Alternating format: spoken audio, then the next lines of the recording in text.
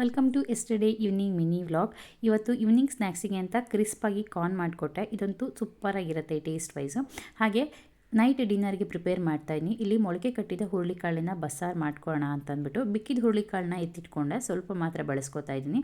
ಹುರುಳಿಕಾಳನ್ನ ಬೇಯಕ್ಕಿಟ್ಟು ಹಾಗೆ ಎಳರವೆ ಸೊಪ್ಪು ಹಾಕಿ ಮಾಡೋಣ ಅಂತಂದ್ಬಿಟ್ಟು ಇಲ್ಲಿ ಆ ಸೊಪ್ಪನ್ನು ತೊಳೆದು ನೀರು ಬಸಿಲಿಕ್ಕೆ ಇಟ್ಕೊಂಡು ನನ್ನ ಮಕ್ಕಳ ಸ್ಟಡಿ ಅವರ್ ಕಡೆ ಹೋದೆ.